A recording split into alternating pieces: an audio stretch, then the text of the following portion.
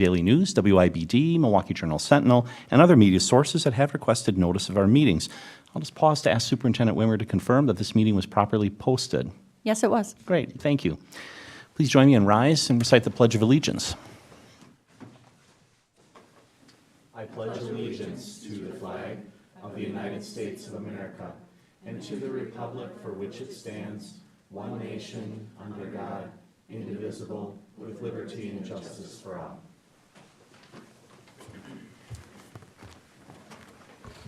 All right, we recognize a quorum of our board with all 7 members present. With that, our next agenda item is approval of the agenda. The agenda was posted in advance. I would move to approve this agenda. Is there a second? Second. Thank you, Kelly. Motion and second to approve the agenda. Any final discussion? Hearing none, all in favor, please say aye. Aye. Aye. Any opposed? Thank you. We have an approved agenda. We'll move next to student reports, and we have 2 student representatives present tonight. We have Archie Hughes and Noah Minty, and I'm not sure which one of you gentlemen is going first. Archie, are you going to go first?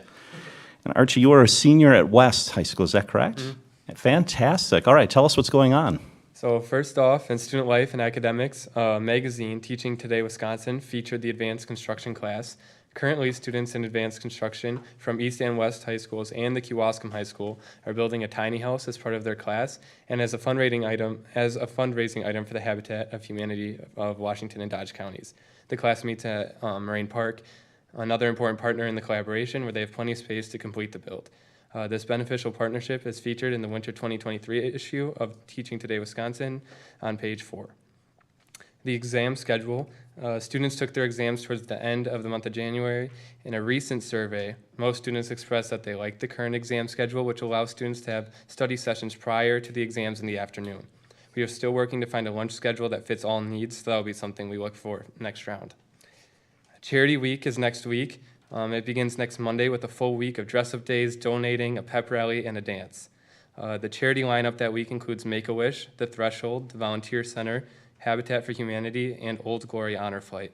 All proceeds generated from students and local partners each day go to the charity, and all ticket sales from the charity dance will be matched dollar for dollar by Westbury Bank and will go to the YMCA.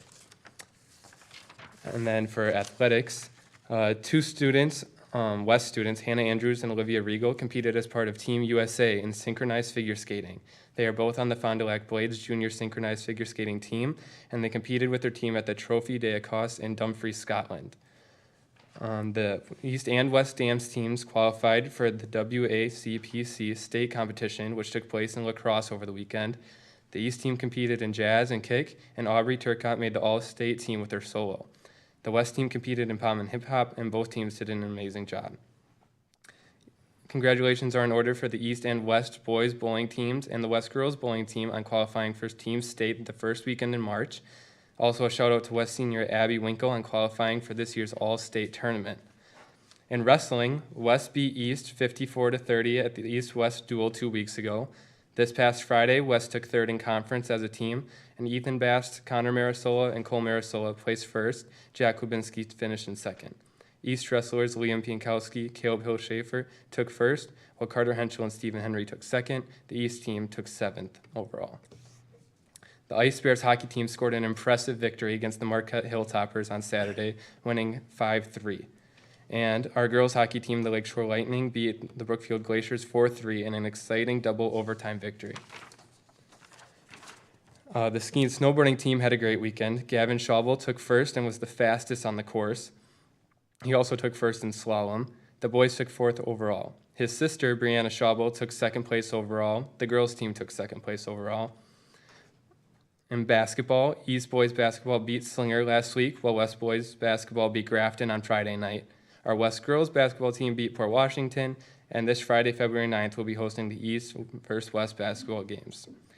The boys swim and dive team won the North Shore Conference title on Saturday. The team accomplished a conference triple crown, undefeated in conference dual meets, conference relay champions, and the biggest accomplishment of all, conference swimming and diving champs. The East-West gymnastics meet took place on Wednesday, and the Spartans beat the Suns at both the varsity and JV levels. Thank you. Thank you. We welcome Noah Minty, also from West, a junior, correct? Yep. All right. Please tell us what's going on. All right. For clubs and co-curriculars, starting out, East Junior Ayla Abraham earned her Girl Scout Gold Award, which is the highest award a Girl Scout can earn. Ayla earned the Gold Award for organizing an installation of a mountain biking skills course at the Glacier Hills Recreation Area in West Bend. In fact, Ayla has earned her Bronze, Silver, and Gold Awards, which are all top Girl Scout awards. Select Skills USA members attended a regional event last Friday at North Central Technical College, taking home 2 silver medals. The school now has a team called the Principal Advisory Committee. This team meets monthly to review and give feedback on incentives and systems in the school. Recently, we have discussed the exam schedule, and we are currently discussing about allowing exam exemptions. We'll keep you updated on the progress of our work. Dakota Ganeri, Elise Riddell, and I have earned outstanding distinction recognition through points in the NSDA Honor Society. Each new degree represents hours of learning, practice, and improvements by your students thanks to dedicated coaching. Last thing for you tonight is the community is heavily anticipating this year's musical, The Little Mermaid, on February 16th and 17th at 7 p.m. and the 17th and 18th at 1:30 p.m. That's all we have for you today. Thanks for listening to all the great things happening at our school. Great. Gentlemen, thank you very much for coming and spending part of your school night with us to keep us informed. We really appreciate it. Thank you. All right, next on our agenda is public participation, and I did not receive any public participation comment cards. I'm just scanning the audience. I don't see any there, so we will move on then to our consent agenda. And our consent agenda consists of minutes of the January 22, 2024 regular board meeting and executive session, 2 contracts, 2 resignations, 4 retirements, and disbursements posted to February 2 of 2024. And I believe that consists of the entire consent agenda. Any questions on the consent agenda? Hearing none, I would move to approve the consent agenda. Is there a second? Second. We'll give that one to June. Thank you, June. Motion and second to approve the consent agenda. Any final discussion? Hearing none, all in favor, please say aye. Aye. Any opposed? Thank you. That motion carries. We move to the reports section, and we start with Comprehensive School Mental Health Framework Report. And I believe Emily Melstrand is on her way to the podium, Director of our Student Services. And also I understand Sean Becker is joining us. Is that right? Absolutely. All right. All right. Well, good evening. I want to thank you for the opportunity to share an update on the work that our department has been doing to focus on strengthening services within our district and then also in collaboration with community agencies with a focus on really supporting our students and families who are experiencing mental health challenges. And I am actually going to play a supportive role in this presentation. I want to introduce Sean Becker to you and to the community. Sean has been a counselor in our district for many years, and at the beginning of this school year started in a new role as a mental health navigator. And he's going to talk with you a little bit about his work in relationship to the Comprehensive School Mental Health Framework, and then also a little bit about just his direct impact on kids and families. So, Sean, I'll manage the mouse slides. here. Oh, awesome. Thank you for that. Well, hello. As Emily stated, I appreciate the opportunity to talk with you about the work that we're doing to continue to support students and their families. This first slide you can see here, I'd like to start with that as a review of the Comprehensive School Mental Health Framework. This is from the Department of Instruction, and it provides districts with support to target the mental health for students and their staff, or our school staff. The framework, as you can see, includes 6 different components that, when they're fully articulated and implemented, increase the likelihood that schools are fostering mental health through a positive school culture that eliminates barriers to well-being and success for all of our students. A strong, comprehensive school mental health framework ensures that students and staff have access to prevention, early identification, and treatment if they need that is free from stigma. What I would like to be very clear about is that we have a strong mental health support system for students and their families, and not all the work that I'll be reporting about tonight is new work. The district has had many aspects of the framework developed and in place for many years. My focus has been on strengthening aspects of the framework that were missing elements, ensuring that those components that are in place are sustainable, and identifying any gaps with the intention of targeting those areas directly. As you can see, one of the framework categories near the bottom is data. Data is a crucial part of our program planning. This presentation is not about the Youth Behavior Risk Survey, but I wanted to show you some of the data that is related to mental health. We recently received the Youth Behavior Risk Survey results from the 22-23 school year. They are included in your board packet. What I want to do is highlight 3 of those areas that show significant mental health concern based on the report and the respondents. I also want to point out that we did have a low response rate with 146 students completing the survey, but it does show a need for us to continue mental health services. 46% of the students that responded report that they are experiencing significant anxiety. 25% of them reported significant depression, and 19% of them reported that they engaged in some type of self-harm recently. What I want to do now is, in looking at the data, move on to our, here we go, sorry, the Washington County Community Mental Health Grant that we received a year ago. This grant is for close to $193,000 that is awarded to our school district. About a year ago, I was standing in front of you here with Emily as we were awarded the big plastic check. But it's part of our ongoing support then that we're receiving from the county to continue our mental health focus. As part of the grant application, we developed a 3-year plan with goals that align with the mental health framework. We recently submitted our year-end report to Washington County to highlight the positive outcomes that were part of that grant to date. Today, I'm reporting on those 4 goal areas that were represented in that grant. We'll go to the next one. Yeah, all right. So the slide in front of you represents those 4 different goal areas, and I'm going to briefly talk about each one of those. Goal number 1 is establishing a mental health navigator position. As Emily said, I'm here, so that goal was easily accomplished. Maybe not easily, but it's accomplished. Easy one to check off. But within that, what we wanted with that focus was the number 1 goal they have in mind is how can we expand the mental health services to all families in our community.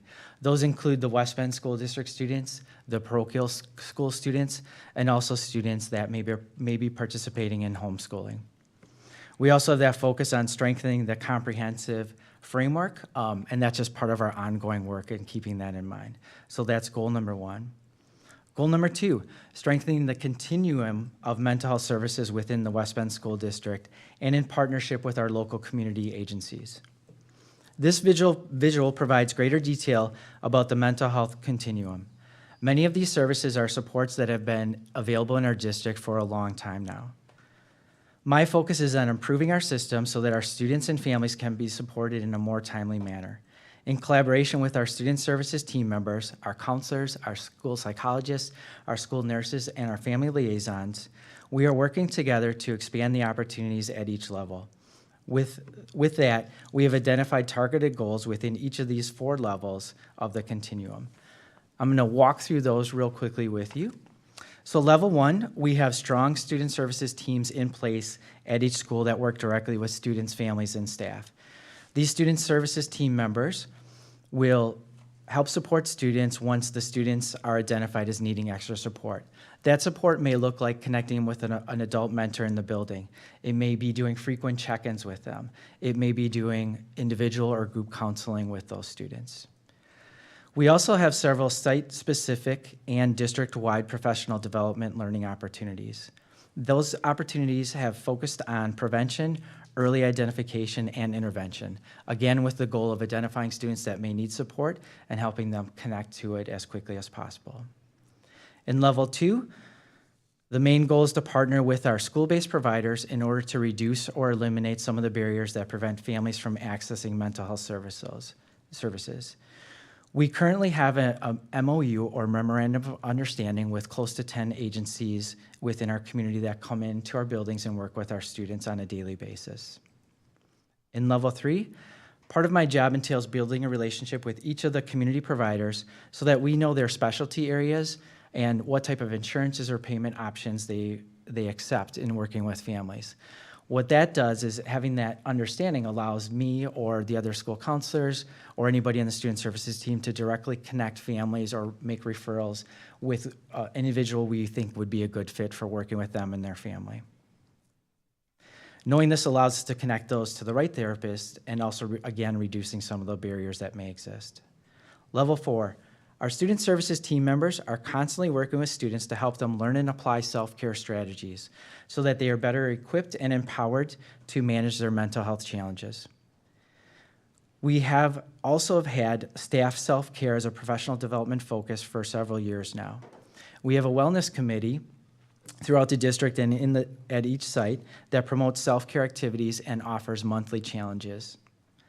Our staff also has access to our EAP, our Employee Assistance Program, for a wide range of supports. One of the things that we're exploring is the possibility of creating a program like that for our families, a program where families can receive an amount of additional free counseling services or resources if they choose to participate in that program. Goal number 3. I'm failing at my small role here. Well, it's Here better we than go. I. Sorry. Yeah.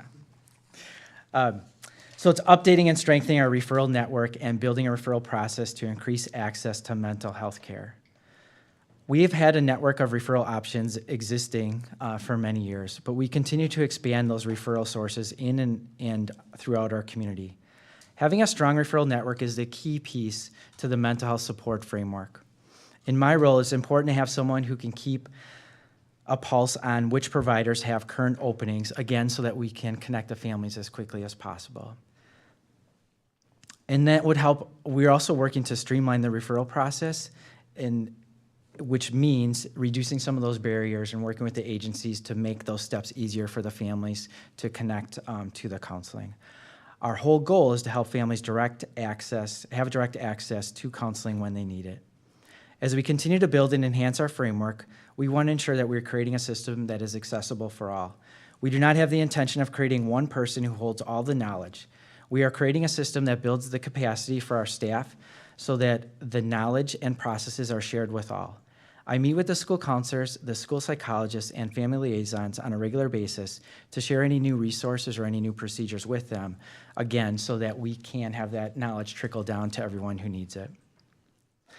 The next slide shows, You know what I just thought of in relationship to that? Another thing that Sean has been working on over the course of the past year is not just getting that information to our school staff, but you'll notice on our website that there's a community resource guide that's now forward-facing to the community. So if you're a family at home and you want to do some self-exploration before reaching out, or instead of reaching out to Sean or a counselor, you can go on our website, and all of the resources that he's collecting and engaging with are listed there for families. So I apologize for interrupting, but I think that's important for our community to know.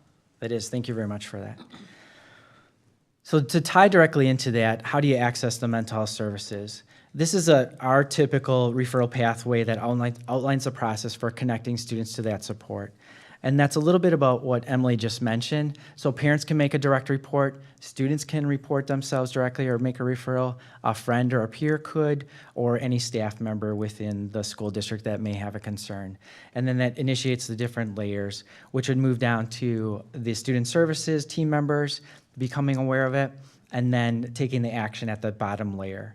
My involvement may be typically where we're looking at the bottom layer with the school-based or community referrals for the reasons that I mentioned earlier, because I may know who would have openings or who will work better with that particular individual or student, or family, and just to initiate that referral process. There are times when a referral has been made, and another way I'll get involved is to help encourage the family to pursue that additional support, or to motivate them, or just to brainstorm to see what's going on with them. So I've had to have made some contacts with that just to follow up to make sure that the families are following through once that referral's been made.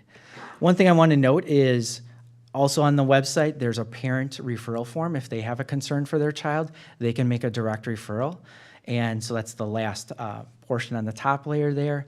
And last week we had our first referral come directly from a parent, just making that. So that's another point of access for families and to get that started. And then just want to talk about some of the impact that we've had so far this year. And one thing I need to note, on your slide, it shows the slide in front of you, it shows that there are, well, let me start that over. So I want to talk about how many students we have currently in the school-based counseling services. I was waiting for an update from one of our agencies and received that today, so your slide does not reflect this total. But as of right now, we currently have 253 students who are receiving school-based services in our buildings. Back in October, to compare that, we had 187 students. So you can see that there's been some significant growth there as the last few months have gone by. And just again, want to mention a celebration. The services are provided by 10 of our local agencies, and they have about 20 individuals, 20 professionals that come into our schools to deliver those services to our students, whether they're individual or group counseling services. So far this year, I've also been able to directly connect with 25 of those students to help, again, speed up or streamline that process for them. We are, however, approaching the point with our providers that where they're at capacity or nearing capacity, which means that we may have a waiting list soon for those counseling services, which is not uncommon to where we were at last year or where we are just with services in the community for adults as well. The final goal is working collaboratively with community agencies to increase mental health awareness for students, staff, parents, and community members. The first thing listed there is a Washington-Ozaukee County Mental Health Coalition. I'm a part of that, and they have a wide variety of agencies that serve students and adults and support mental health throughout both of those communities. They have 3 focus areas. One is increasing mental health services for youth. The second one is conducting mental health awareness campaigns, and that'll be coming up in May when they really build on a screen-free week in May, which is Mental Health Awareness Month. And then their third area of focus is to increase awareness of mental health crisis services, like the number 211 and the services they offer, or 988, that suicide helpline or lifeline. In addition to that, point number 2, we've already offered 2 mental health awareness sessions for families, and we'll have our third one this coming Wednesday right here. Participants can join in those in person, live stream, or watch a recorded video later on. One celebration, it was our first time doing that to the scale that we did. Our first session was pretty popular, and that was how mental health impacts families. And the video has been viewed over 168 times, and so that has steadily grown since we had that session back in December. So we just hope that those will continue to grow as well, our future sessions. We also have the community resource guide that Emily mentioned. It's going to continue to be updated and expanded. Each month, we are working with our school staff district-wide just to increase or improve their mental health literacy. So we have mental health topics that are included in those monthly staff letters. And then professional development has really expanded with a mental health focus this year. We've had sessions this year on depression and anxiety, ADHD, the overall impact of mental health on school and the impact on learning. Those all focus on or include early identification, warning signs, how to start carrying conversations with a student you might have a concern about, and then referrals, like what do you do with that information when you get it, when you do have a concern. Another area of focus is you see under point C under 5 is substance use identification and prevention. We've had several staff members I think back in December, who were trained in a process called SBIRT. It's School-Based Intervention and Referral to Treatment, which is an evidence-based program that helps support students not only with substance use, but with other mental health challenges or even attendance. If truancy is an issue, you can refer them, and it's a brief form of therapy that's been shown to be very effective. So we're looking forward to continuing to roll that out with our students. And then the last point on there is the QPR, the question, persuade, and refer. So that's a suicide prevention program that some of our staff members have been trained in as the year's gone on as well. So what's next? Where are we headed? Now that the referral network and process has been enhanced, I will be reaching out to the parochial schools to share the resources with them, because as I mentioned, this is accessible to all students in our community. The community resource guide will constantly be updated. That's kind of a challenge because, as you know, once you print something, it's automatically out of date. But just continuing to reach out and build that, reaching out to those community providers and building that so that our families have as many options as possible. One thing to note in that guide is as the waiting list may come up, there is a section on virtual or telehealth therapy, which is continuing to be very popular, and it's popular because you can get into that or connected to those services more quickly than maybe the in-person options. So that's something that's available or in that resource guide as well. And then I mentioned we're looking for ways and maybe grant opportunities to provide the free counseling services. Other districts have what's called a SFAP, a Student Family Assistance Program, just like an EAP program for employees. So we're looking at that, have been looking at that for about a year and just seeing how we can bring that or if we can bring that to our district here. One opportunity or one venue through that is Gaggle therapy. So they do provide therapy and again have counselors that are available that we could connect our families with in an easier, quick process. So that is our, I don't know if I need to do the, sorry, I missed the last bullet point. Exploring options to create sustainability for the mental health navigator position after the grant period ends. So again, this is a 3-year grant. As that winds down, we want to make sure that we have something in place to keep this position going, whether it's myself or somebody else, so that this important work on mental health and that focus can continue so that our students and families can be supported in the best way possible. So I want to thank you for allowing us the time to present this and see if you guys have any questions. Great, thank you. Board members, what questions do we have? Melanie? That's the question. Yeah. One thing I was wondering about is, do students need parental consent to seek out therapy, the counseling services? Or, I mean, obviously not every family situation might be supportive of that, right? And so is there a certain age where students maybe can seek that out on their own without their parents' knowledge, or do the parents need to always be consenting to that? Do you want to talk the legal part of that? Sure, I can jump in. And Melanie, are you asking for the school-based services Yeah. or just, so like the agencies coming into the Well, yeah, schools? I guess if they were going outside of Oh. here, then that wouldn't really Yeah. be So as far as any provider coming into the school, they do have to have consent. So that's a process that they go through.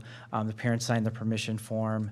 They're made aware of it. They're contacted. And then the therapist that is going to work with them will contact them directly and get that all set up. And that'll be prior to them meeting with the student directly. Okay, thank you. And I was gonna add, I mean, the only time that a student would be able to make that self-referral is when they've reached 18 years old and they're an adult. And even at that point, most of the time they retain their parents' insurance or whatever it is in terms of financial support. Within the district, we talked about different layers of support that might not be a situation where we have aligned a student with one of our like community-based providers, but maybe they're doing something with the school counselor. If that's a targeted intervention, families are informed of that and they have the opportunity to decline if they choose to do so. But that's a great question. Yeah, Yep. thank you. Yep. I have a question on, for participants, what are your strategies to try to increase participation in the surveys to try to get that number up over? 'Cause it looks For like the you're youth about- behavior risk survey? Yeah, you're about 7%, it looks like, on that one. So how, is there some thought about, if this is useful data, is there some way we can get that done, during school? Is there time for that to be done in class? Oh, I see Superintendent Wimmer jumping in, but obviously that was one of the things that we acknowledged when we reviewed that data as well. We set that up so it's an opt-in, meaning that we need parent permission in order for a student to take that survey. But go ahead, Jen. Same thing. One of the strategies, you either do active or passive consent. For us, it's active consent, meaning you must complete the permission slip and authorize your child. So we disclose all the questions when it's happening, and then parents have to provide active consent. You could invert that still provide notice, give them all the questions, say this is when it's being deployed, and shift that to let us know if you don't want your child to participate. Because sometimes the return rate, either the kids getting that done, the families getting that done, that's different. But that is a decision that comes before the board on how and when we deploy that. So it's something to consider around that consent piece. Yeah, I'm just curious. I mean, it's as I look through the different questions and that are on here, I think it's useful data for, for parents, for community to kind of see where our kids are at for different behaviors, perceptions of different risk, that kind of thing. So it'd be great to see a higher percentage. Yeah, I agree. Earlier in your presentation, you talked about availability of these services to parochial schools and the homeschool. The facts and figures that we have here, is that kind of all in, or is that limited to the district? Can you talk about that a little bit?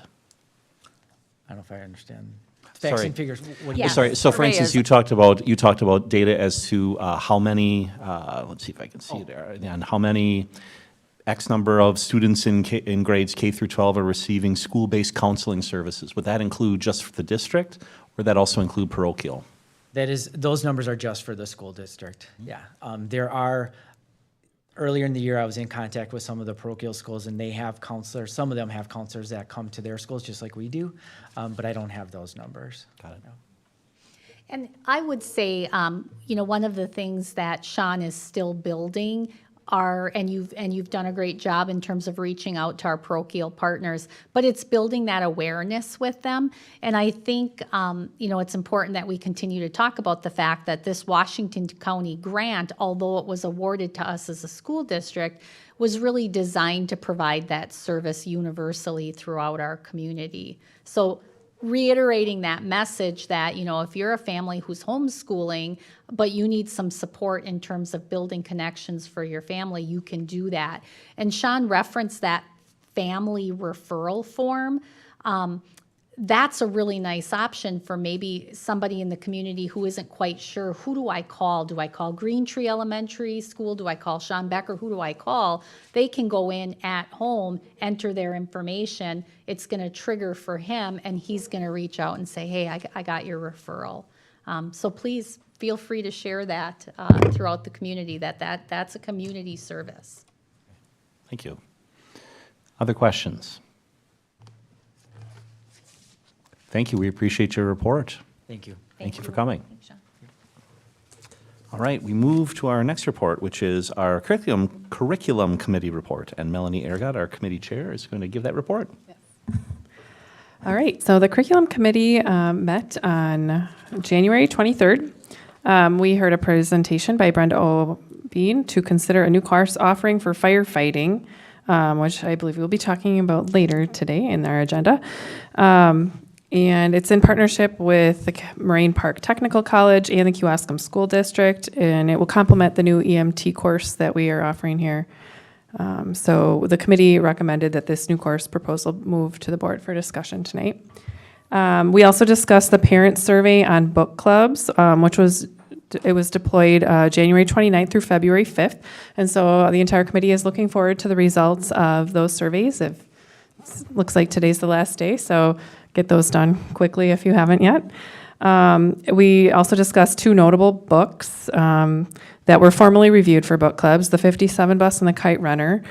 These two books were books of focus for the Reconsideration Committee in the summer of 2023.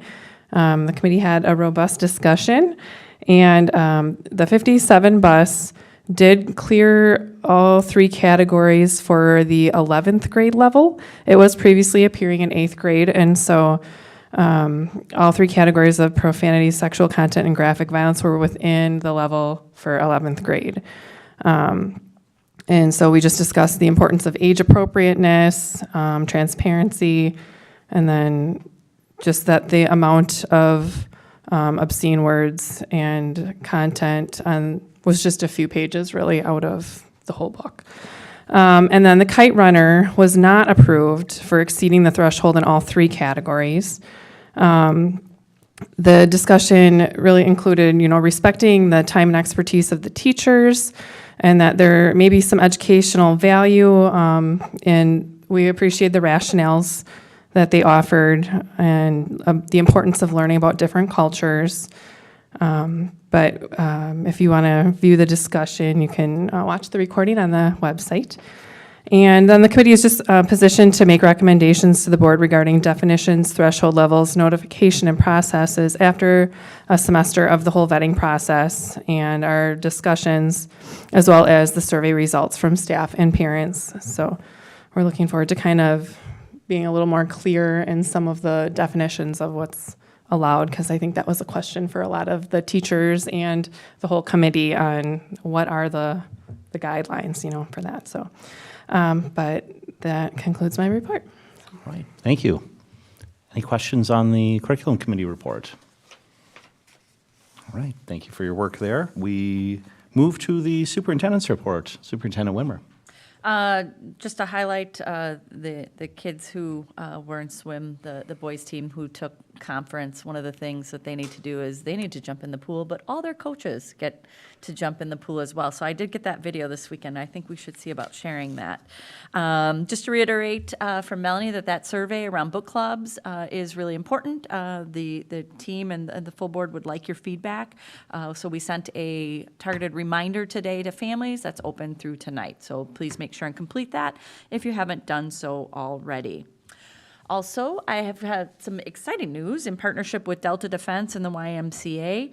Our district is partnering with both the Kettle Moraine YMCA as well as Delta Defense to make a significant impact on water safety by supporting their sponsorship toward the cost of swim lessons for all incoming third grade students for a year. So more details will be forthcoming for our families, but next month, parents can begin registering their current second grade students from the West Bend School District for the spring 2024 program session. The 7-week session will only cost families $10 to participate due to that sponsorship. And students will be eligible for summer, fall, winter lessons as third graders. So again, thank you for those community partners, as well as our team making that accessible to our students and families. 4K enrollment is open. Just a reminder, there are 6 locations for 4K provided by our community partners. Enrollment can be completed anytime prior to the start of the school year in September, but we encourage you to get it done early so you can get your first choice of location. You can also enroll at Head Start 4K program at this time. So sites available for Head Start are at Rolf's Education Center, as well as Kettle Moraine YMCA, Jackson Community Center. So check out information on our website, give us a call, give Rolf's a call. We'll help you with that process. Sharing with our community and our board members, we'd like to encourage everyone to take some time to nominate deserving staff members for the Rolf's Educational Foundation Awards and the Support Staff Awards to recognize our staff for their outstanding contributions. The Rolf's Awards are for our teachers. One is given for the elementary level, intermediate level, middle level, and high school, and another is given for special services educator. And up to 5 support staff awards go to aides, facility, transportation, clerical, professional technical, or school nutrition employees. So the deadline is March 8th, and you can go right to our website to complete a nomination. We'll also make sure and promote that for our families in their newsletters. February is Career and Technical Education Month, so the Wisconsin Department of Public Instruction has designated February as that special month. Gives us the opportunity to celebrate the amazing accomplishments of our students and the many programs we have. Our high schools have many classes in business, information technology, family consumer science, technology, engineering education. Check out for those highlights during this month on social media and in our newsletter. A reminder, I know it was in the presentation, but the next mental health seminar is this Wednesday. Again, thank you to our Student Services Department, Sean, Emily, and many others who have put together that series, promoted that, and made that accessible. It's encouraging, even though families can't make it, they can access those videos, and they seem to be doing so. So that next one is Wednesday, February 7th, 5 p.m., right here at the ESC. The topic is strategies for supporting your child's mental health. So in addition to tips for supporting your child, speakers will give details on self-care for every family member. You can register for those events right on our website. Just a shout out, thank you to Silverbrook teachers Kevin Dornick and Matt Mulbauer for taking 8 of our students to the Math Counts meet at UW-Milwaukee. They helped 4 students from Silverbrook and 4 from Badger get ready to compete in the individual and team math competitions.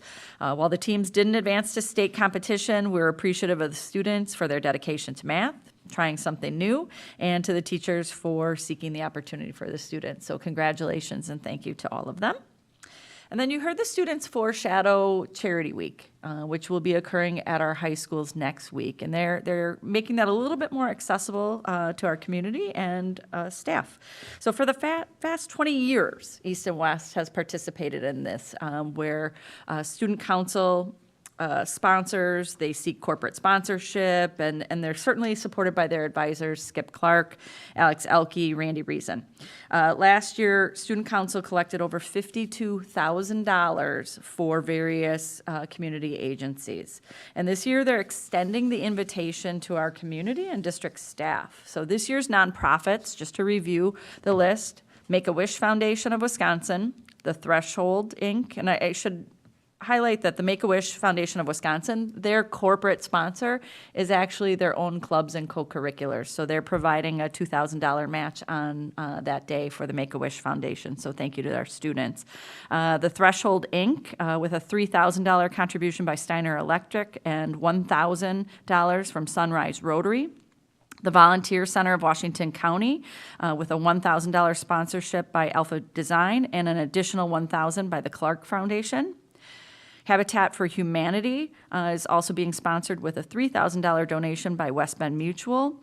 And Old Glory Honor Flight, which is the Appleton Region Honor Flight organization, Delta Defense will donate $2 for every dollar that is collected, up to $7,500 match. So I know the students are hoping to raise $3,750 just to get to that full match potential. And then Saturday, the Kettle Moraine YMCA is the recipient, and Westbury will match $1 for $1 of every ticket sold to the dance. So any student who purchases the $20 ticket for the dance will receive a 1-month full family membership to the Kettle Moraine YMCA. Westbury Bank will double every dollar spent on tickets to the dance, so the $20 ticket will result in a $40 donation. Because Student Council covers all the costs and sponsors the dance, all of their ticket sales will be matched and then sent on for donation. So anyone attending the dance is then eligible for a drawing for a 5-year-long membership to the YMCA, and Shooting Stars providing 2 $500 flight vouchers from Southwest Airlines. So students need to be present at the dance to win. So for our community members and our staff members, how can you help? You can support the students as well as the nonprofits by encouraging students to purchase tickets for the school dance or making a donation to one of the nonprofit organizations. Community members can do that here. Our Educational Service Center will accept cash or checks made out directly to the organization of their choice. You can choose one or more. We'll be collecting this week and next, and then send all those into Student Council to contribute as well. So again, anyone is welcome in this year's to work alongside students. Last year, again, that was $52,000 in donations to local nonprofits. So if anyone has any questions, feel free to give us a call here, or one of the advisors up at the high school can help you too. So we look forward to supporting our students as well as local nonprofits. That is all I had for my report. All right. Board members, any questions? All right, thank you for the update. I believe, Superintendent Wimmer, you have the next item. We're going to shift to the discussion items and community engagement regarding facilities. So a few notes. We're on the cusp of some of our in-person community engagement, but I wanted to just recenter us. We've seen this graphic every time EUA comes to the podium, Findorf comes to the podium, to remind us where we are and maybe aren't in our process around facilities long-range planning. So we are solidly still on the cusp of finishing the assessment portion and leaning into our first engagement session. And there'll be a couple face-to-face opportunities throughout, as well as a survey in the spring. But we've talked about kind of that right sizing or that school closure piece that's coming. You can see I've kind of just added our own little arrow that comes a little bit later in the process, because that's certainly on people's minds. So just to remind you, as part of that first layer to get ready for receiving feedback from our community, you've received the full report from EUA on the facilities assessment. You received preliminary construction cost estimates from our estimating partner, and you've got kind of a foundational piece and background knowledge from Baird, our financial partner, on kind of the capacity, our debt, our history, what could be a strategy moving forward. So we have all these pieces of the puzzle. In addition, we've built out this on a website. And it's got its own page called Long Range Facilities Planning. But our part, as we look at planning for the future, we engage with UW-Madison on that population study to know where are we heading, where are we going to land as a district once we kind of map this population through, so that as we make plans, we're planning for a long-term future on that. So those were the pieces of the puzzle, and we've set those face-to-face sessions.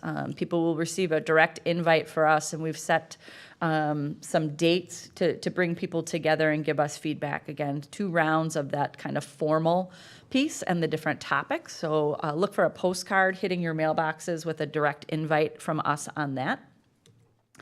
But we wanted to get in and just talk with the board and solicit ideas around engagement opportunities and how we can be mindful of kind of getting your feedback in as we craft those. So just highlighting our current communications, we've been utilizing our newsletter that goes out electronically to both families and community members. So if you don't receive that directly, anyone can go to our website and sign up to receive that. You can view past issues there as well. So that's completely accessible and delivered to your inbox every Wednesday. We also have a digital footprint, if you will, with Facebook, Instagram, and LinkedIn. So we'll continue to segue items in there. And then we have the ability to send direct messages to families through our school messenger service.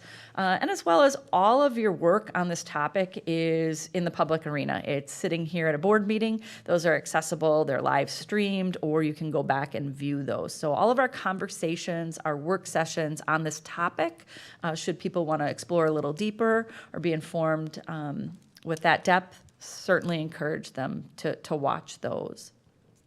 And I talked about those formal conversations, community conversations, and that potential for survey that comes after you've kind of gone through that solution finding phase and you're checking back in with your community. But I wanted to just ask the board around any informal pieces. So certainly you can read through the additional communications and how we connect with various groups in the community and all of those pieces. But are there any informal? And what I mean by that is, I know I'm doing a coffee on a Friday at the library. They host a series. Do we want to create any opportunities where we create informal opportunities for them to engage with our administration, our staff, and then certainly kind of talking with our students around, especially our older students, where do we engage them? So really just creating a space for dialogue for our board to contribute ideas. Because again, one of the things that we want to do in this round is really try and be all-encompassing in our opportunities and make contact with people and make sure that they have access to information, they know where to ask questions, and they have a good forum for them to continue to share their feedback with us. So I'll let the board discuss and I'll take notes. Kelly? One idea, and maybe this is where it says tours, but hold community events at both Silverbrook and Badger where those updates have been done, and then also in the places that need it most to really highlight what this work is, why we're doing the work. But I think sometimes the new places too, I'm thinking Badger Silverbrook specifically, people who haven't been there don't know, and they could use it as an opportunity to both hear about what's upcoming and as well as see what's been done too. I mean, I know Sure. that they're older now, but not everyone has gets into the buildings. So part of our February, we would offer kind of pre or post some tours of the high schools. So what you're saying is look for opportunities at all those other campuses, maybe to tag into, oh, do they have a PTO event? Could we offer a tour prior or Yeah. post so that we've got something at the different campuses Yeah, that and are I think accessible? Things like Jackson, if you don't have a child at Jackson, or you didn't, you don't go there and you don't see how necessary certain things are, or why we're doing the things that we're doing. So I think it would be important to get people into the actual buildings. Great. Just following up on that, I'm going to get the name of this wrong. Was it the Open Doors event that we had? We Yes. must have learned lessons from that. But and when I say lessons, I understand the tours were actually quite popular. Yeah, they were well attended, especially our high school tour. It was just even neat to see the nostalgia of the building. So we had the 3 buildings open were McLean, Badger, and high school, kind of our original pieces, and went through, and it was kind of a behind-the-scenes look, if you will. So I'll connect with them around what were some key questions or maybe some takeaways on that in their tour experience. He also noted the idea of a video or virtual tour. I think that's important too. Not everyone necessarily can make it, or maybe mobility issues, whatever it may be. I think the ability to extend that to as many members of the community as possible would be great. But board members, other ideas? Kurt? I'm going to call out some just difficult decisions is right sizing, right? And we have that down further in the timeline. So not to get into further down the timeline, but I would just add for the schools to come out, even for the parents in the schools, one of the right sizing discussions is around grade schools and how we're handling grade schools. So I would like to see the engagement of the grade school kind of communities and families that represent that and come out to these sessions more proactively. And if we could encourage that, that would be my one comment. Sure, and maybe our team could do a little pre-work, again, really looking at elementary, knowing that right sizing, we're in the piece of looking at closure of campuses and engage them with conversations. We're monitoring, those conversations are going around the state right now, so we pay attention, how's that being managed in Kenosha? How do people feel like they've been communicated with through the process or engaged versus a board making a decision? So we're kind of stealing lessons learned as those go around, but we can actually do a little bit of pre-work, like as we step into this, as families who would be impacted, what is most meaningful for us to know? I can do a little work to get their engagement on the front end of that even. I just had one thing. John? John?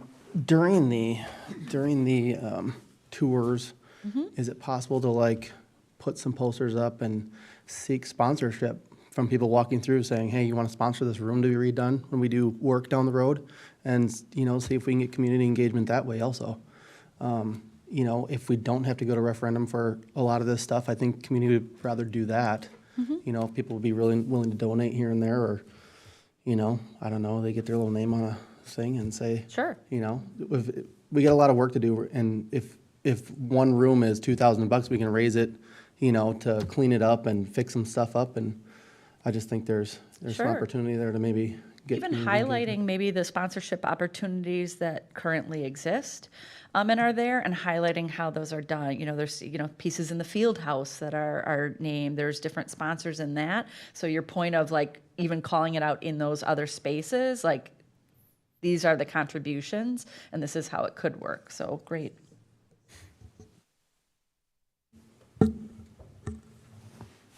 June? Go ahead. One idea I have is if there's concerns at a particular school about pickup and drop-off, maybe a time-lapse video on a particular day of what that looks like, just to get the concept of safety. And then as someone who is going to be asking anyone I talk to over the next couple of months to provide feedback, just identifying the clear communication channel to provide that feedback. Maybe it'll be on the website, I haven't looked yet, but would I be directing people to email you directly? Sure. So anytime as board members, you can certainly talk about your experience on the board, the information that you have or know, direct them to the website as well as myself to have conversations. We've made some really great ins of people who have just reached out with a question. How do I get that? I circle back and it's like, oh, great. Could you actually come to our village and just talk about where you're at with the process? Yes, we would love to. So if you help them connect, I can get them routed, but certainly you're all in conversations over the fence with a neighbor, et cetera, and may have access to that answer or help people to know where that information is. So we'll make sure to keep you cognizant of where to find information. But yeah, then certainly send people my way, and I'm happy to have a conversation too. Your outline noted approaching business leaders, chamber, downtown associations. I think that's great. Perhaps we also want to think about some nonprofit organizations. I'm thinking of the Senior Citizens Activity Center, folks where there are groups that come together, maybe Cedar Community. I'm not sure what their policies necessarily are on this, but sometimes those community presentations are welcomed at organizations like that. Sure.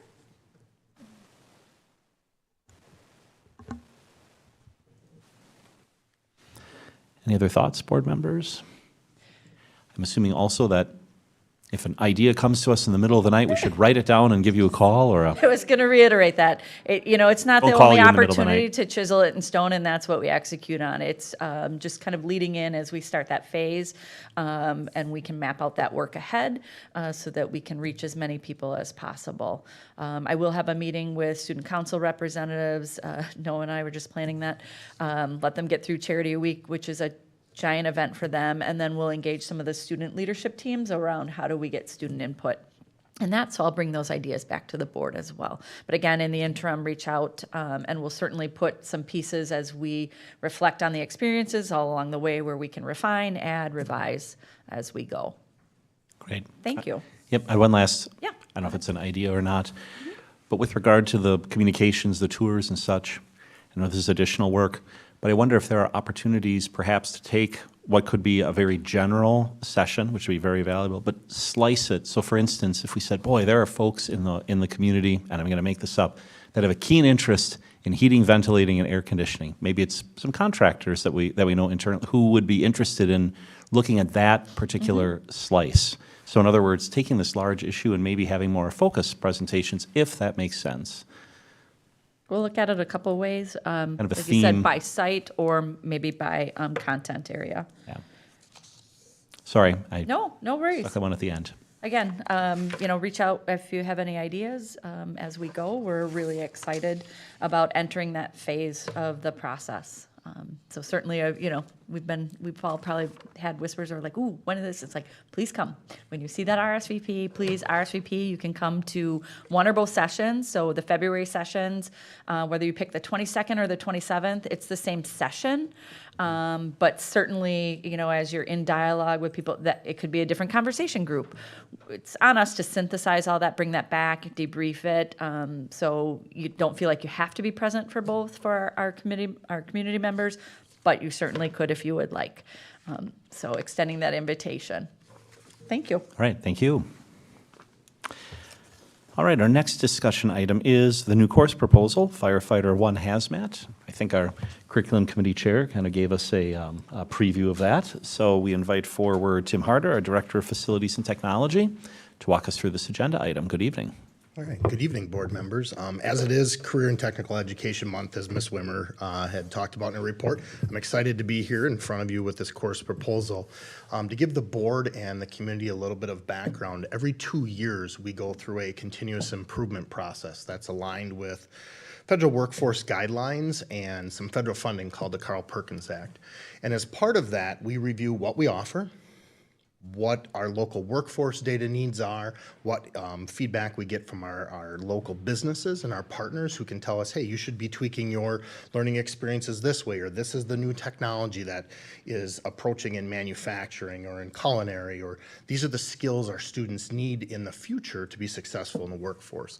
And so as part of that process over the last couple of years, we've had an identified need to expand a combination of our health sciences and our public safety career clusters. And career clusters are just taking a bunch of careers that are similar and kind of putting them into a category, is how the federal and the state kind of combine them. And as part of that, we've started our journey around looking at public safety, and we offer our EMT course, and I'll talk about that a little bit more. But one of the pieces that we are approached by our local fire department here is helping get the word out around firefighting and the need for firefighters. And so this is not unique to West Bend, is what I've learned. So this is an area, as we've worked locally here with the West Bend Fire Department, Deputy Chief Chuck Beisel has been instrumental in this process.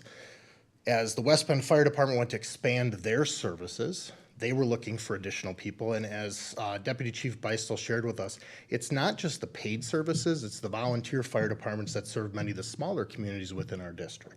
And so through that work with them, we've kind of come full circle and looked at how we might be able to help alleviate the shortage and get the word out to our students and provide them that opportunity. This proposal that we have in front of you will mirror a couple of other programs that we have where we're partnering with a couple of outside agencies to support the learning of our students. And so the background with this is we started this in the EMT area back in 2022 with Kewaskum and Moraine Park Technical College. So when you get into some of these areas, we don't have certified staff to teach this. And so in this case, we partner with Moraine Park Technical College, and so they offer this already on their campus. Our first year in our collaboration with Kewaskum, West Bend had two students. We then expanded to 6 students the following year after that point in time. These classes are typically run about 12 to 14 students, depending upon the coursework, the lab work that they need to do. And the state of Wisconsin has incentivized students who are looking to go into the public safety area because there's such of a need. So you hear us talk yearly about our CT incentive grants that we get. And that's an incentive for our kids who earn certifications at the technical level here. And so we do very well here in West Bend on that, and we continue to find ways to expand that. However, what's unique about the public safety realm is the student also gets a stipend back from the state. So it's almost like a scholarship for them to help them continue on in their education. And so in this case, if you're an EMT and you pass that test and pass that course, you actually get a $500 stipend from the state of Wisconsin. We would look to do the same thing then with our students who are in the Firefighting 1 Hazmat course proposal in front of you.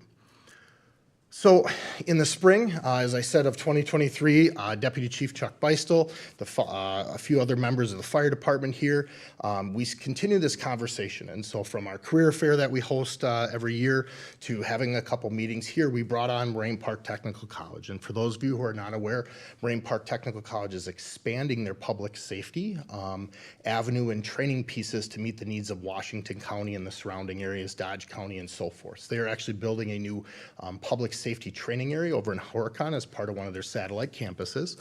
And so they are looking at beefing up and bringing more opportunities for kids and adults to go into the fire service and into the medical services field. So working with Moraine Park Technical College and the West Bend Fire Department, we have been able to put together a proposal for you for your consideration to start as a pilot as our summer school course this summer. And when we did the initial survey, we already had 5 students that were interested in the initial survey here. This is just our students. We would look at a collaboration with our surrounding districts to get to the level that we need to. We pay for our students' services. We don't pay for another district's fee and so forth in terms of that, so we are charged by student. And what our students would have the opportunity to participate in over the summer months in our first summer course, if approved, would be the Firefighting Principles course, or what I've learned is Firefighter 1. And this is the entry-level course. It does come with Hazmat awareness and operations, which is now required. And this course would allow them not only to start their journey to become a paid firefighter here in the city of West Bend, but would also allow them to serve on surrounding fire departments in the county. And so this course is 5 college credits through Moraine Park Technical College. Our students would receive 1 high school credit. That's the journey that goes on for us internally. They would start their Moraine Park Technical College journey if they wanted to continue that on beyond the Firefighter 1. Students would have 45 hours of lecture. That lecture will either be hosted at Moraine Park, it will be hosted at our campus, or it could be hosted at surrounding fire departments. And so the city of West Bend has already talked about partnering with us as that opportunity. And then students will have 90 lab hours where they actually go out and they do a variety of firefighting training pieces all the way through live firework. And so just as the adult who would go through to be certified, they would go through that process. With this course, what we are trying to do is create a sequence for our students who are interested in this. So to be a firefighter on the West Bend Fire Department, you have to have 2 firefighting courses and you have to be a certified EMT. So we're looking at the needs of what the community is asking for. I know the county is studying the need for EMS and some of those services around the county, along with the need for firefighters. The few firefighting friends I have, when I talk about this with them, all I ever hear is the more people you can get interested, the better, especially for our volunteer firefighters in the area. Our students who would pass the certification will receive that $500 state of Wisconsin scholarship or stipend, and we would receive CT incentive certification money for that to continue on this program and continue to fund it at that point in time. This is truly a partnership of Washington County, so this is not just West Bend. We would offer this up to all schools within Washington County. We also have some interest from Campbellsport High School who may send a student or 2 to this. But this cohort is supported by all of the fire departments up there. And so we are very blessed to have Deputy Chief Chuck Beisel, who goes out and talks to all of our fire departments, meets with the chiefs and their leadership structure and brings us back idea. They've already talked about the fact that they will provide additional turnout gear. They will provide people who come in and speak. They will provide and support for the class so that it truly is a community collaboration around these students, not just going in and seeing 1 or 2 instructors at that point in time. Our 2 big partners, obviously our Moraine Park Technical College, so they will be the granting credit agency for this. We do not have anybody certified on staff to teach the firefighting course. However, we do have 1 or 2 people who are firefighters who maybe will be twisting some arms in the future to consider teaching this as part of our summer school pilot. And then really it is a consortium of county school districts. Just like our EMT program, students can come from a variety of schools to take that course. We offer certified nursing assistant here. If we have an open spot in Kewaskum needs a place to send their student because theirs is full or vice versa, we will collaborate within the county as we go forward. Intent would be to look at providing this as a summer school course only, and then eventually grow this into a capacity of our own cohort in the summer, or expand it into also offering it during the school year. Doing this in the summer provides the flexibility needed with the length of time without eating up every single Saturday or many Saturdays in the fall or spring semester at that point in time. So if we do truly have that interest, we would look at offering it during the regular school year. Ideally, we would want to have our students take this as a summer school course the year prior to their senior year and then take EMT their senior year. And that's the sequence recommended to us by Moraine Park Technical College and our firefighting departments around us at that point in time. We'll continue to seek additional funding for a variety of different ways. I talked about the departments around here are willing to, older turnout gear, equipment, use of their facilities to go and train. So Jackson has a facility where they can train. We can do some of those things locally. We don't have to send our students up to Horicon all the time to do their training. We will look at grants in partnership with Moraine Park Technical College and some of the fire departments here. They are currently looking at some of those already. And Jackson and Germantown have a very strong Explorers program along with Allington. And so we will look to bolster and communicate with those communities and those students that they're aware of this opportunity.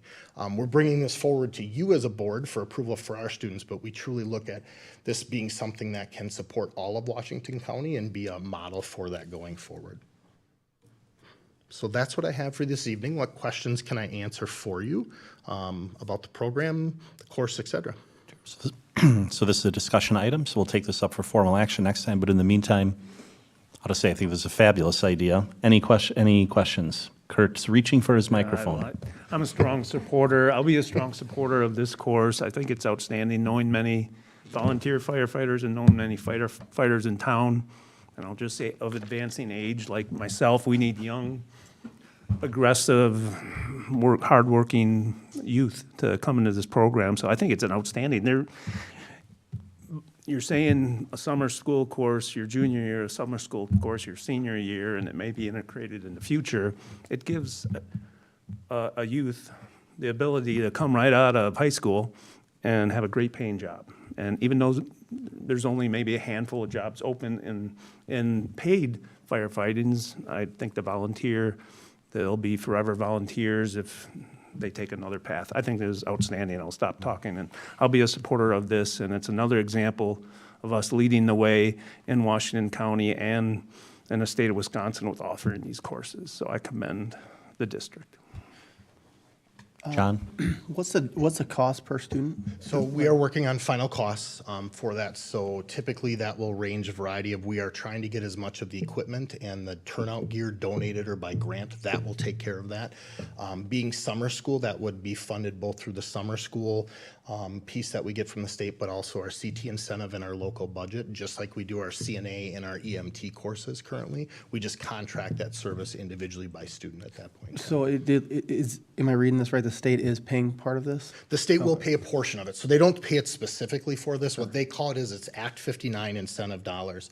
So no different if I get in manufacturing, Jacob Gitter's got Fanuc Robotics, and if you can certify on that piece of equipment, we get a stipend for that every year. We would get stipends for our students who complete the certification. We locally can push that money where we need to go to support our CT programming, including this. Yeah, I think this is cool. So you talk about the lecture hours and lab hours. I'm assuming, generally speaking, lecture hours would be on site. We're probably not lighting fires on school property later on. No, we won't be doing fire testing on school property. That I did learn. So they can do live fire burns in Jackson. I know the city of West Bend is talking about different firefighting facilities and needs for a new fire station. Horicon has that ability. But one thing I have learned about the fire services is word travels pretty fast. That people are excited that we're doing this, but everybody is kind of coming out of the droves to help support this. It sounds like this Explorer program has been very successful. This is really giving that next step up. So to Mr. Rebholz's point, a kid who takes Firefighter 1 with us and EMT with us has to take one firefighting course at Moraine Park, and they're eligible to be hired by the West Bend Fire Department at the age of 19 to be a beginning firefighter. And I know that, talking with Deputy Chief Beistel, just if you want to go in to be an EMT, there are tons of places looking for EMTs. It can be the step to nursing, it can be the step to working in healthcare, a variety of other places. So I think we'll see some good interest in it. Is the thought that this would be more appropriate for juniors and seniors? Yes. So we would not open this up to freshmen and sophomores. Typically, we're going to try to stay that end of your junior year summer school, so between junior and senior year summer school, and then your senior year for your EMT course at that point in time. Great. Other questions? June, go ahead. I think this is a win-win for the school and the community. I personally know people in the Explorer program, and I think this is a fabulous opportunity for the students to, for one, get exposure to see if they would like to be, have a career in this field, and then to fill those spots that are in high demand. Thank you. Great. I think you've answered our questions for now, but we'll have another opportunity to, you'll bring this back at the next meeting? We'll come back for action? approval next time. All right. Thank you very much. Thank you for your presentation. We now move to our next discussion item, budget assumptions for the 2024-2025 school year. And Mr. Andy Sarno, our Assistant Superintendent of Business and Operations, is at the podium. Good evening. Good evening. I appreciate the opportunity this evening. We're at a point in the budget cycle where we're taking a look much more in depth over the last 6 to 8 weeks. We've utilized the Baird forecast model, taking this year's budget, rolling it forward, understanding what that looks like, not just for this next coming year, which we're already planning for that, additional years looking out, because many of these decisions, I think we have some difficult times ahead of us, not too dissimilar from where we've seen the last several years. It's just been a little bit different, and I'll get into some of the funding, but because of COVID and some other reasons, we're now finalizing some of those revenue limit or revenue phases. Just wanted to be able to share some information tonight. This was presented last year at the February, I think it was 22nd meeting. So we're a couple of weeks ahead, and you'll see that through our budget cycles. We're just trying to get a little bit more aggressive and assertive without jeopardizing any of the accuracy, but just make sure that we know where we are next year, giving ourselves as much time to make decisions and understand.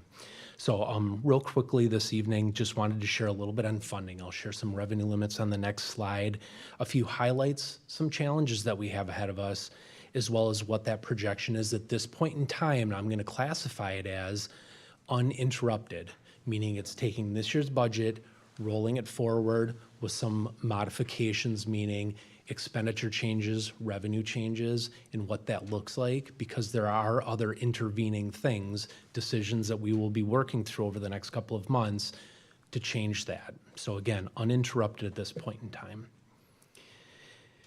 This is a link that I have, first bullet, 2023-24 school funding in Wisconsin. I've referenced this as that school finance 101. It's our district, how we calculate the revenue limit, the two major funding sources. We talk about the levy and calculating the mill rate. So I know there's a couple copies of it around the district, in the district office, but I just wanted to create that link because every time I sit down with somebody and go over that, they understand it just a little bit more. It's a nice document that we've been able to put together about 3 years now, but it goes over, again, those revenue limits. So for 2023-24, the current year that we're in right now, we're considered a part of the low revenue limit ceiling increase. So there's a $1,000 increase on $10,000 of base revenue limit. So that was a big increase. It translates to about 9%. So how I classify this is it marginally equaled the expenditure increases that we saw for the current year. High CPI, but there was a large revenue limit increase that was there to help offset that did aid the district, okay? However, prior to the current year, there were very, very few revenue limit increases. In fact, a couple of years, and I've got a graph on the next page, a couple of years that we were held flat, the state told us to balance the budget with the ESSER dollars rather than building any new money into the revenue limit formula. As a part of the biennial budget, we're in year one of the state's biennial budget, and there's a line item veto by Governor Evers that there's a $325 revenue limit increase from here until something like 3,050 or something like that. I mean, it's a long time. The interesting part about the $325 is that as we take a look at our revenue limit, a little over $1,000 right now, $325 doesn't even equate to a 3% increase in revenues every year. So as we still have things like larger inflation that's starting to be curbed, we are seeing that, but it doesn't even equal the revenue limit. So prior to Act 10, we were seeing the revenues keep up with the inflation because they were earmarked for that. But we've seen a gap since then. So the other interesting part, and I have a second graph right after the revenue limit, but declining enrollment. So that significantly impacts us. So every year we do right-size the district. You'll see what that looks like this year with this year's enrollment, and we have smaller grade sizes, class sizes at the lower levels. We're graduating more students than we're receiving the next year's kindergartners. We right-size the district, but yet at the same time, there's certain efficiencies. As a district our size, there's certain efficiencies that become more inefficient, so that we continue to see that impacting us. So this is, and I have to, full disclosure, and as you pulled the presentation up from last year, same pictures, I didn't update pictures, and you're gonna see very similar information because it's continuing. This is the reality that we're in. You see articles across the state, we're not alone in this. Between declining enrollment, 3/4 of school districts, revenue limit is not keeping up for those districts that don't have access to the operational referendum, things like that. We're not alone, but this is the new revenue in blue, revenue limit increases since 2008-9, and you can see the first 3 years there where they were still tied under prior to Act 10, and then there was a divergence with the consumer price index, that's the red bar. So when we take the new revenue over this period of time, $2,507 of new revenue limit authority, the consumer price index of that same period of time, a little over $4,500, we have a gap of $2,066. When we multiply that by our 3-year membership average, which is how we calculate our revenue, just under 6,000 students, it's a $12 million gap. Just for the current year. That's been cumulative as we continue to go backwards, but just on the current year where we're at right now. So represents 17% of our budget, rather significant, okay? Meanwhile, we've been delivering balanced budgets and very small surpluses on occasion. This is that enrollment portion. So whether it's enrollment, the students that we're actually educating, or the membership, which are the students that live in our boundaries who are able to count for our revenue purposes, this is who we're educating, students in seats. And I probably should have drawn a line right here, right across about 350, because as I go, and I did this purposeful, for the current year enrollment, early childhood, generally a little bit smaller, delivering services to a specific demographic of students. 4K, it's always a little bit smaller, 318. We don't capture 100% of the students. But our 5K, 319, that's a small class for us.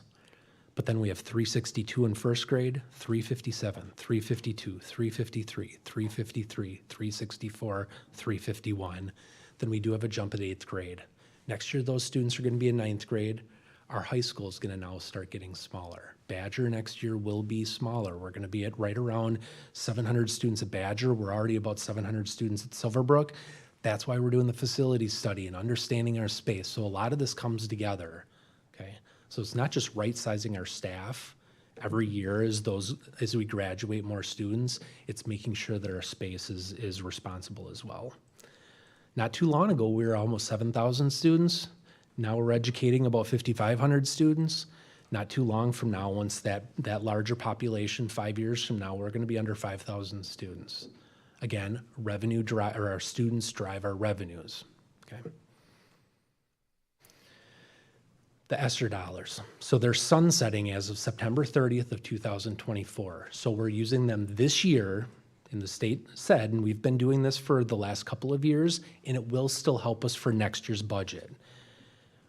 But not only are we balancing the budget, we're also using those dollars to be responsive. We're still doing it. I've got a slide next to talk about a few things, and I promise I won't read it, but our students are needing, not just in the past, but they're still needing certain things that we've been using the ESSER dollars as a funding source. This year, in the current 2023-24 year, between ESSER 2 and ESSER 3, we're using $4 million of ESSER money to balance the budget.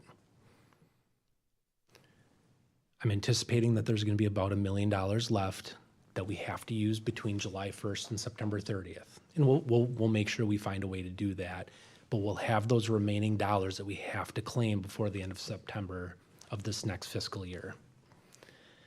So this is one of those things where we talk about declining enrollment, or we talk about the revenue limit not keeping up with inflation.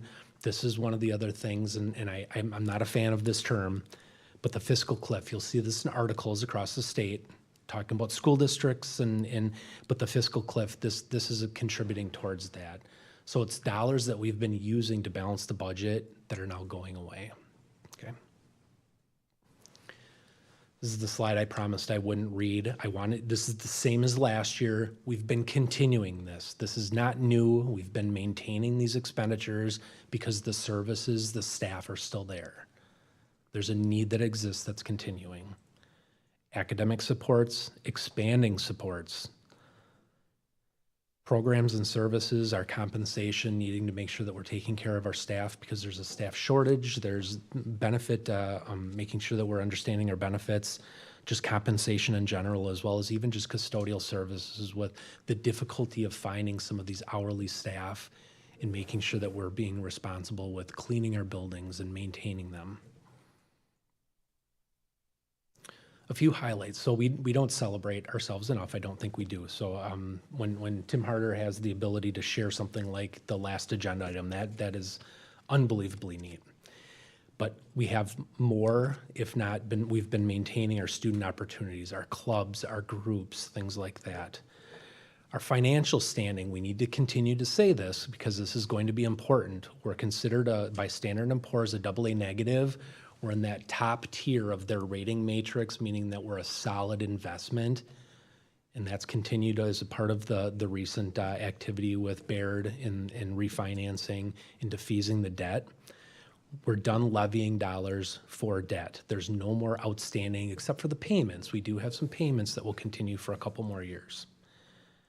Specific to our staffing, we're competitive. We know that we are. We've been looking at that in a variety of different ways, but Mr. Hansen and his team, we've been looking at that. We have higher than average retention rates for our full-time employees. With our benefits, in not many districts, we're large enough that we can do this, and we're solid with this as long as we're staying on top of it, but we're self-funded with our health and our dental insurances. We have a clinic, an off-site clinic that's garnering money, that's saving, and it's productive. So we have that in place as well. All highlights that we need to make sure that we're sharing. That's not to say that we don't have some challenges. So one of the things is why I just shared that we've been maintaining those student opportunities. It's getting more and more difficult to make sure, and it's a matter of prioritization as we make decisions moving forward, making sure that we understand what we're offering and what we can continue to offer. Our facilities have needs. Our operational dollars are diminishing. So again, we're getting a little bit smaller as a district, and those revenues aren't quite where they were. That's harder to operate in the sense that we need to make sure that we're monitoring that. The budgeting uncertainty, so that's a pretty general statement, but it goes back to that whole $325 that we get to have forever as an annual increase. We don't know what's going to happen with that. So that was a line item veto. It's possible that there's going to be something that gets changed. We were hopeful that there was going to be some special education reimbursement that was increased from the state. We're only at about 33%. It's been hovering anywhere from about 28 to 30%. They did increase it very slightly, but it's some certain amount. I think we'd be lucky to get the 33% this year based on last year's expenses, but we were hoping that that was going to go up to 40, 45, 60% where it was 20, 25 years ago. It's not. So that's that budgeting uncertainty is what do you make assumptions based on? How do we make sure that we're planning appropriately, not just looking at this next year, but future years out? We still have issues with staffing. There's certain areas where we will be lucky to get a handful, if that, of applicants. We still have difficulty with our hourly positions. We continue to outsource with custodians because we just can't find people. We have a service that we utilize.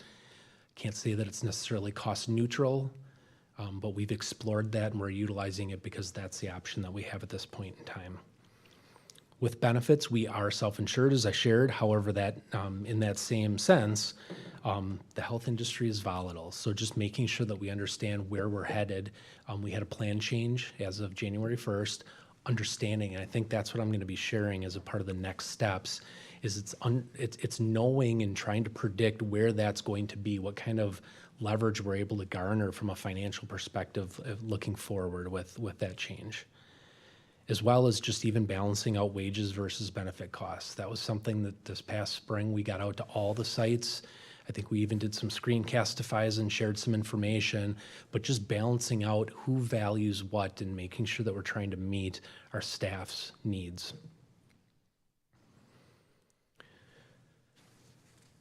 Typical year versus next year. So in a typical year, and this is true for the next 4 or 5 years, we're going to be graduating 500 seniors and enrolling about 360 or a few less, because that's been the trend, kindergartners. The net impact of that on an annual basis, when you take that net difference, is about $1.5 million. So fewer revenues every year because of the declining enrollment. We had been seeing revenue limit increases of 1% to 2%. The 325, where we can plan on that for next year and potentially for future years, it still only translates to a 3%. When we're still seeing consumer price index, CPI increases, inflationary factors in excess of 4, 5, 6%. Costs had been increasing anywhere from 1% to 4%, and this is almost kind of pre-COVID. As we got into COVID, things changed. We're seeing Chromebooks come in at 10, 15% increases, pretty much the same devices last year, but technology, services, costs increasing anywhere from 5 to 20%. That's a part of our projection. That's a part of what's been incorporated into our the deficit that I'm going to be sharing tonight. Very typical that we would have historically for the last several years, again, probably pre-COVID and pre-ESSER dollars, a $2 to $3 million budget deficit, where we had the revenue limit gap, increases in costs, and we'd make do. We would be delivering a balanced budget, and we've been consistently doing that. And that's still the goal, because we have two goals. So I want to share some of the projected shortfall variables, so things that contribute to where we're at. You can skip to the bottom and take a look at what we are looking at this point in time. But the revenue limit increase calculation of 3%, we have that declining enrollment of about 1.5 million. We're using $4 million of ESSER funds. We're only replaced by the last chunk of the dollars. Now, if we had unspent money this year, that means we have to claim less of the ESSER dollars, meaning more could be available to be used by the end of September. So that's why when I mentioned we're really accelerating some of our processes, we're really taking a look at how is this year going to end. We're projecting that even more rigorously than we have in the past. We're not stopping spending at this point in time. We're making sure that we understand what that looks like. But at this point in time, we only have $1 million of the ESSER left anticipated for use. The Consumer Price Index, so the WERC, Wisconsin Employment Relation Commission, released here within the last few weeks a bargaining percentage of 4.12. So again, comparing the CPI versus the 3% revenue limit increase. Health insurance volatility, we need to understand what those changes are that the plan that we just made. Now, vouchers and open enrollment are a different animal in the sense. Vouchers, net neutral to the bottom line, except for the fact that they're students that we're not educating, bless you. So they're going to private schools, they qualify for the voucher, but we would like to educate them. Open enrollment, these are students that are residing here, going elsewhere, we would like to educate them. So in the sense, it still impacts our finances and some of those efficiencies, the scalability of the size of our organization is still there. Costs are going up 15-20%. Services, consumable, insurances.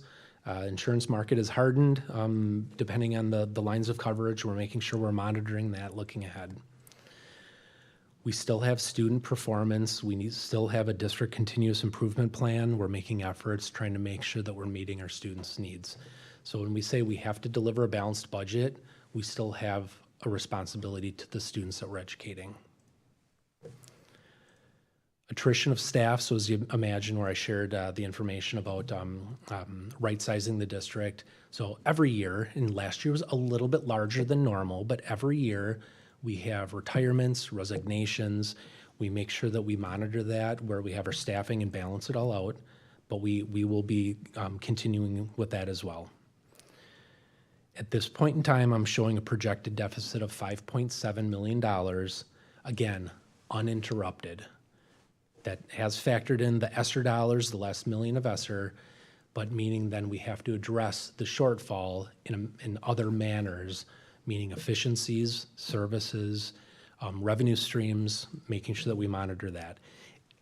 At the end of February last year, it was $8 million. Now at that point in time, we didn't even know what the state biennial budget was going to be. And we did receive that large increase because we got picked up by the low spending threshold. But we already know what the $325 is going to be. That's been factored in. It's not a lot. We've already factored in an anticipated wages, benefits. So this is, again, the Baird forecast model that we've used for this, but we have work ahead of us to be able to address this projected shortfall.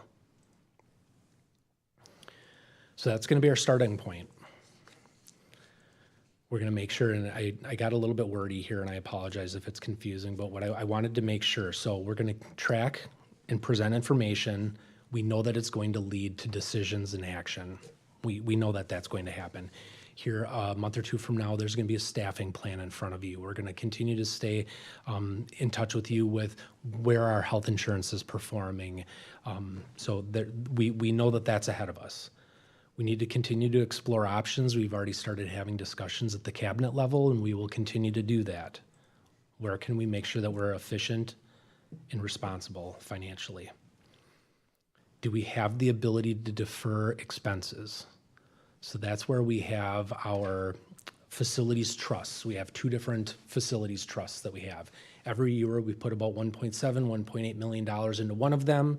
And if we end up having a surplus at year end and it's important to set other dollars aside, we could put money in one of them. So should we be using a little bit of those dollars is just as an example to make sure that we're maintaining our facilities. Should we do that? Because the option is to slide those dollars in, and that's a little bit of that has contributed to our deficit. So can we defer some of those expenses to dollars that we've set aside? Going to make sure the Baird forecast that we continue to look at that. I see, I think it's on Thursday this week, I have another workshop, updated information, starting to look at then impact on mill rates and the levy and things like that as we're starting to progress, continue to progress down the path. But we do have work ahead of us, so.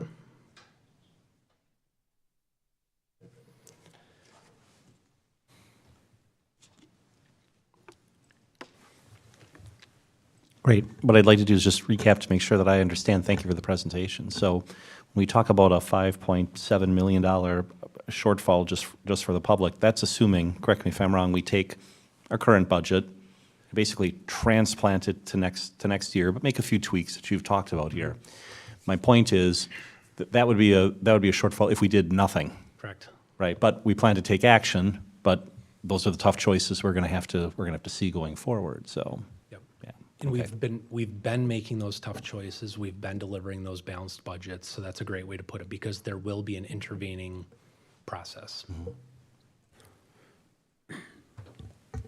Other questions? Yeah, John? I guess in, as we talk about a $5.7 million deficit in the budget, I mean, now we just heard a new plan for a new course, and that's going to add more cost to our budget.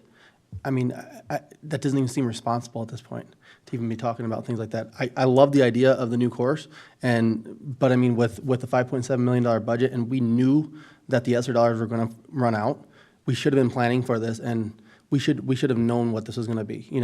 I think the district kind of just assumed we were going to keep getting money, or we're hoping we were going to, and we're going to be able to fall back on that, and now we're going to be kind of screwed in some aspects of education. I mean, we knew this was coming. Yep. It So doesn't seem like we planned very well. yeah, I appreciate and respect that. When we take a look at your example with the summer school, it is often at least cost neutral, meaning that if we have a decent number of students that are participating in this class, we're able to deliver it without it actually costing because there is a revenue stream where we get to count the students in the number of minutes. So that's a separate funding source. So just that as an example, we are monitoring that. We're taking a look. So that's the process that's ahead of us because there's probably 500 other ones just like the firefighting course that we need to take a look at and make sure that we're addressing. So that was the one that came up early in the previous agenda. There's other ones that we need to make sure that we do our due diligence and understand what that looks like and moving forward with all of our expenses. Whether it's a new piece of equipment, a staff member, or a service that we purchase, and how does that fit into our spend plan to make sure that we're addressing student needs? I just know there's got to be non-essential, things going on in the school day that we budget towards, like SEL. That takes out time from the day. Teachers have to do this and that, and we have to budget for material and time and everything else, and it's not an essential thing, for actually getting a kid from point A to point B and graduate.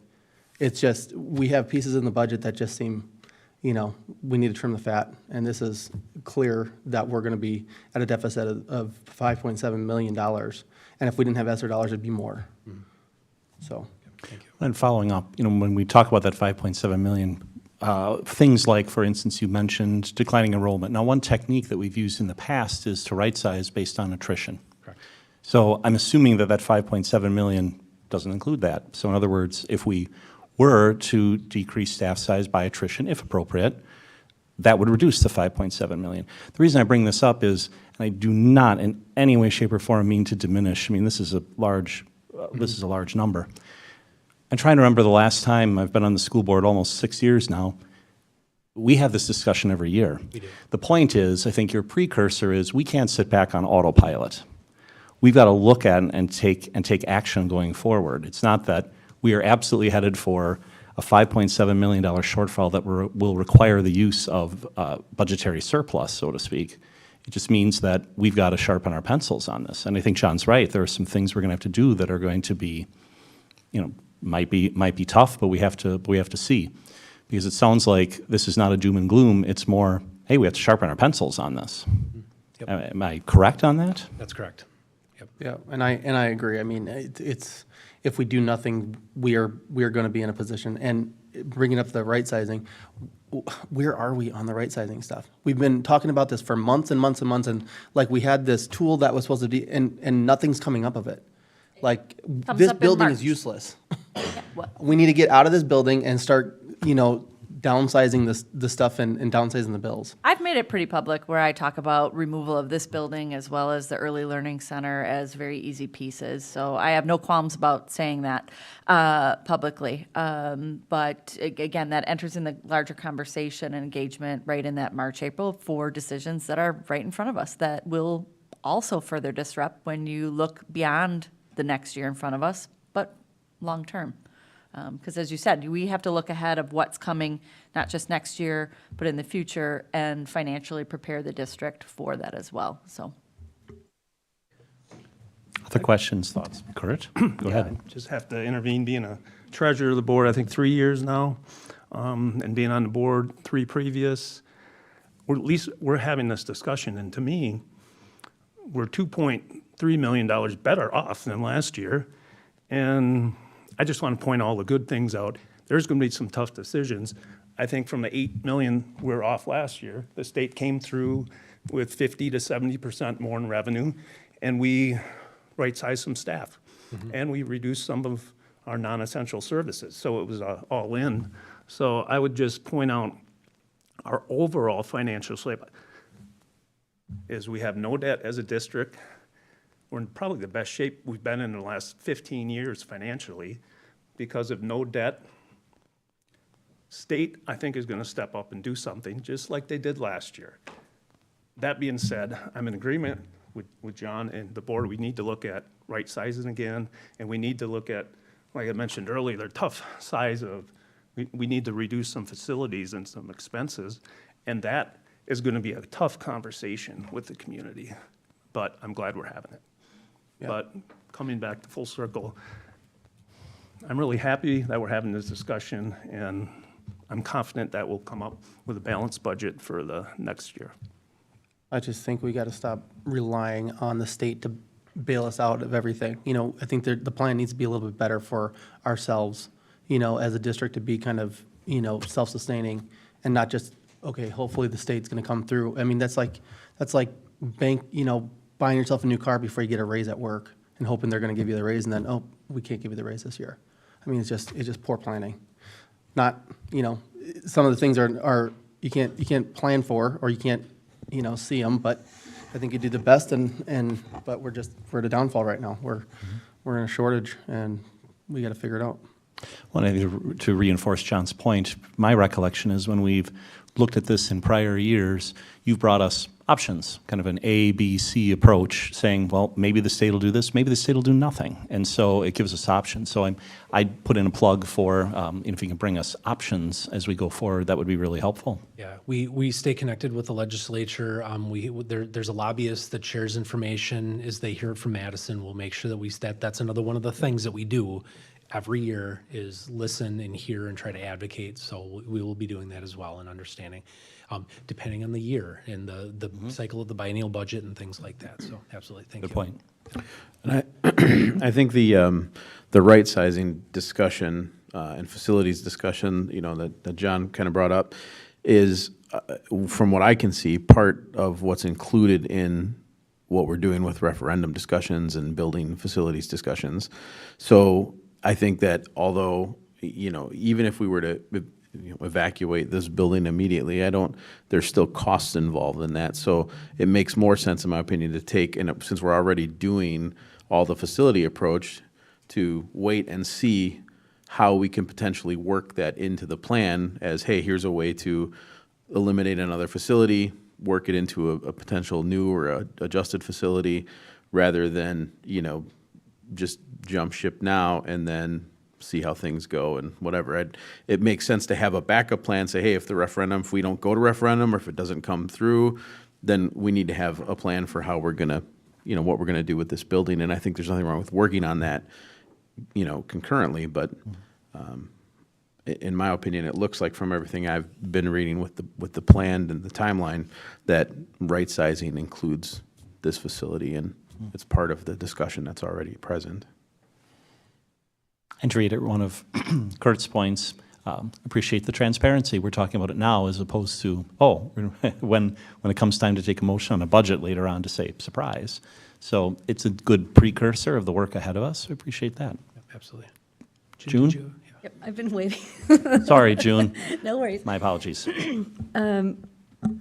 Let's see, where do I start? So I appreciate that you're getting ahead of the game. It sounded like you're a little bit more aggressive with the schedule, so really, really appreciate you bringing these, what we know to be true at this point forward to us, because we are going to have to make some tough decisions. But I do know, attending the WASB conference last month, there are a lot of districts who are not even able to pay the bills. They are borrowing money, short-term borrowing, and then throwing money away in interest. So I think we're in a really good spot. I think we have some choices, some options, and if we put our heads together, we can make it work. So thank you. Other questions, comments?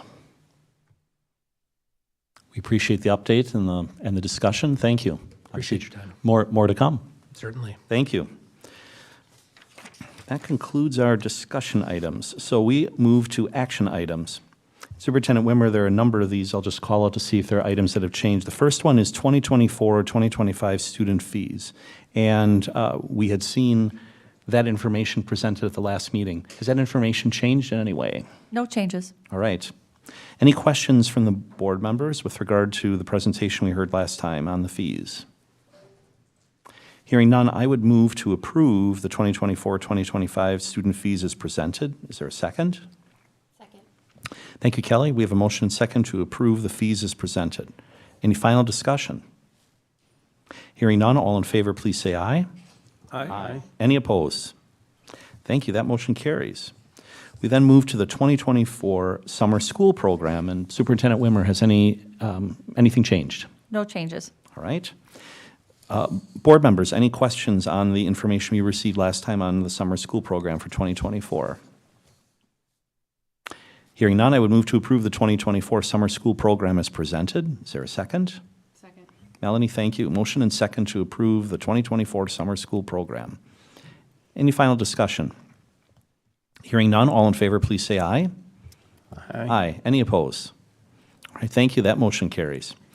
We now move to our next approval item, school year calendar for 2024-2025. And Superintendent Wimmer, I believe I did see that there was something that changed. Would you walk us through this item, please? Sure. This was previously presented for discussion, and we centered around a no return for students on a Thursday, Friday, return from winter break, and wanting to maintain that early end, June 6th to the end of the year. So we put some opportunities back in front of staff, surveyed them again, and of the 354 respondents, 54% selected to shift that April day into both a student and staff day to attend to that, as well as we made that shift in Martin Luther King Jr. Day as a recognition day for students and families, and a return for professional development for staff. That is a natural break at semester for them. So instead of that 2-day back-to-back recognition and work day, it converted to a work day. So the team met, and they are recommending that calendar C draft that shifted the April date to attend to those targets. It maintains the contracted days as it has in the past, as well as the same number of student days. Again, this is a unique anomaly, but the way Easter and spring break were falling, and some different variables around where Christmas was landing, that kind of things, made it a little bit less flexible than it had been in the past. So with confidence, the committee is recommending the calendar C as shared. Excuse me. Thank you for the summary. I know this garnered discussion last time. Any questions for Superintendent Wimmer on the proposed option C? All right, hearing none, I'd move to approve the school year calendar option C for 2024-2025 as presented. Is there a second? Second. Thank you, Chad. Motion and second to approve school year calendar option C for 2024-2025 as presented. Any final discussion? Hearing none, all in favor, please say aye. Aye. Any opposed? All right, thank you. That motion carries. I believe we are on then to future agenda items. And we'll start with our board meeting calendar. So we have some committee meetings coming up. On February 12th, the Curriculum Committee will meet at 4:30 p.m. here at the Education Service Center. And on February 13th, the Policy Committee will meet at 4 p.m. at the Education Service Center. Then we have our next two board meetings taking place on February 19th and March 4th, both at 5:30 p.m., and both are scheduled here for the Education Service Center, but we'll just remind the public that these are subject to potential change, and so watch for the official postings. I hope I have those calendars right. Looks like I do. All right. Any questions on the board calendar? All right. Any items for follow-up and communication? All right. Hearing none, we've reached the end of our planned agenda. We do have an item that's appropriate to discuss in executive session. So I would make a motion to adjourn into executive session pursuant to Wisconsin Statute 19.851C to consider employment, promotion, compensation, or performance evaluation data of any public employee over which the governmental body has jurisdiction or exercises responsibility, and take any such action if necessary based on its discussion, namely employment and compensation. Is there a second? Thank you, John. We have a motion and second to adjourn into executive session.